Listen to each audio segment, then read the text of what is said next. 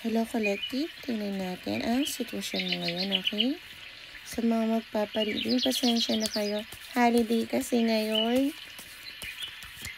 Pero kung magpaparead po kayo, PM lang po. Sa ngayon po, kailangan talagang pagpasensya nyo kasi madami po talaga akong kausap at naayos pa lang po namin. So, this is overall love reading.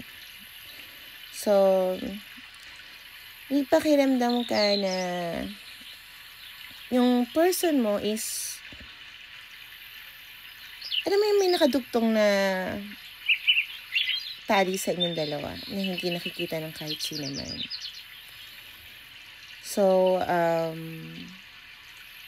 soulmate nga yung tingin mo dito, and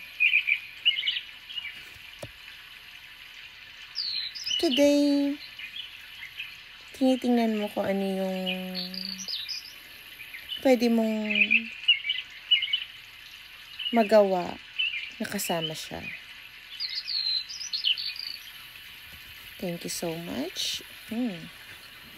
Bakit kaya? Ano kaya ang sitwasyon ng person ng aking collective? Ano ang kanilang sitwasyon dalawa? Tarot Angels, please give me 3 cards para malaman natin ang sitwasyon ng aking collective at ng person niya. Tarot Angels, please give me 3 cards para malaman kung ano ang sitwasyon ng aking collective at ng person niya.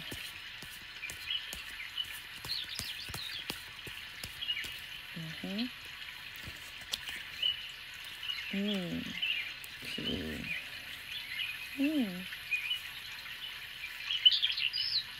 So, ang tingin mo nga sa partner mo is siya yung Empress.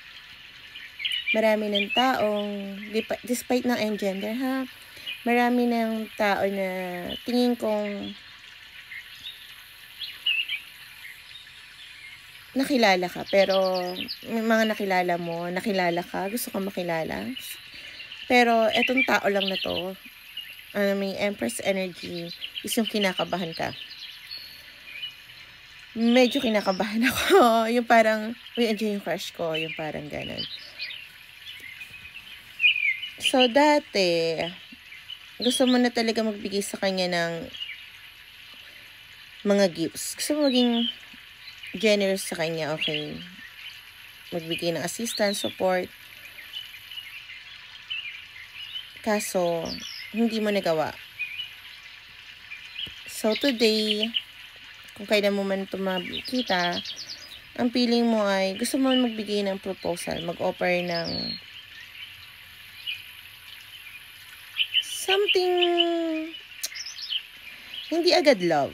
Parang invitation muna. Okay? Parang gusto mo ipakita yung pagiging gentleman behavior mo.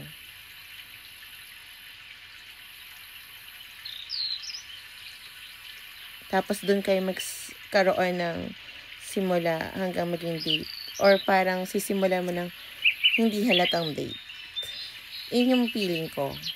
So, probably you're in a masculine energy despite of your gender. Dahil gusto mo, bago ka mag-offer ng pag-ibig, although nandun yung pag-ibig, gusto mo na grounded.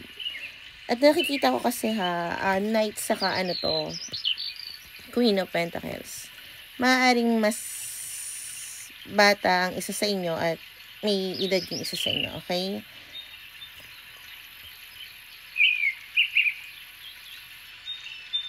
Wala kang ibang gustong gawin kundi magbigay sa kanya. Dahil maaaring nabigyan ka din niya before, support, hindi lang about material or pera kung ano man. Tingin ko support na nararamdaman mo na parang tama yung daan na tinatahak mo. Okay.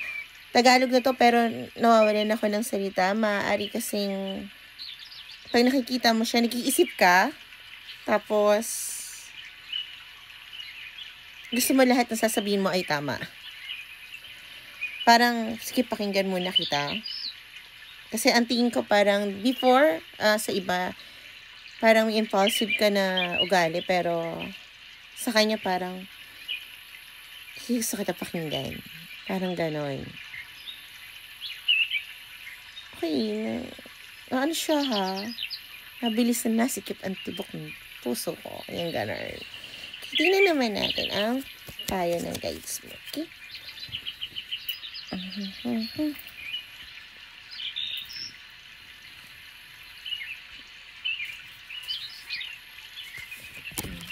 Tarot Angels. Bigyan niyo ako ng 2 cards para sa payo ng guys sa aking collective. Oh my gosh. Ang dami mong iniisip din. Hindi ka makakakonsentrate, promise. Wag. Hindi ako makakonsentrate. Hirap pagka-empath, pero yeah. Okay lang yan.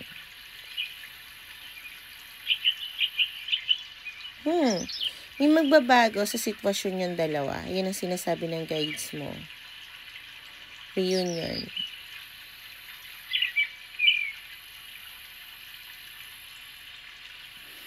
At mukhang this time, parang before, parang, ewan ko, nararamdaman ko na may resist ka na magbago, pero this time wala.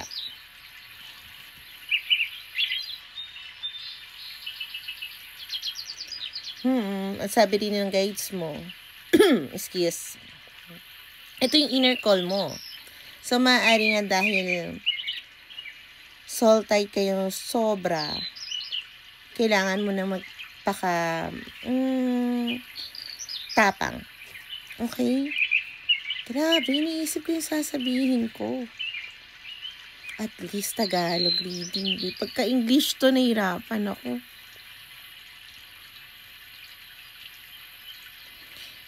Naka-align na kayo pareho para magsama. At ito yung right relationship. Hindi to joke ha. Nakakatuwa lang na kahit yung mga synchronicity ng mga baraha ay naka-align para sa inyong dalawa. Pero, I think kailangan, alam mo ba yung nahihilo ako na para akong nakainom pero hindi naman ako uminom? Nakainom ka ba ngayon? 4 a.m.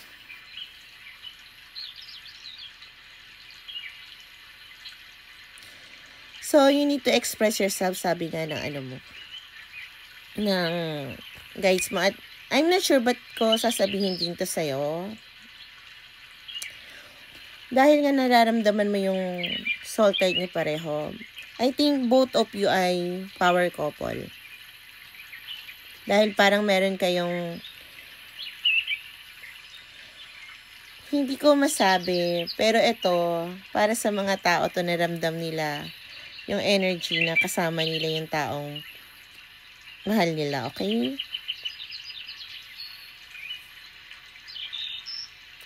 Usually, ganito ako sa English reading. Nakakatuwa lang na pati Tagalog. And akala ko kasi, basta, okay. So, yun yung sabi ng guides mo. Para sa akin, mukhang naka-align naman na kailangan mo na lang mag-work ng nga kamalalim. Okay, total, hindi mo naman plano mag-declare agad ng love. Parang gusto mong ipakita na, okay, nagbago na ako, mature na ako. Kasi parang isa sa inyo is mature, tas isa is immature. Parang ngayon, gusto mong makita yung pagbabago na nangyari sa buhay mo. Pero iniisip mo pa rin yung sasabihin mo. Okay? Malakas ng energy mo dahil malakas din yung nararamdaman mo sa taong to. And for that, I'm so proud of you kahit hindi mo pa nasabi dahil nagre-ready ka na. Okay, collective? So, sana nakatulong to at bye!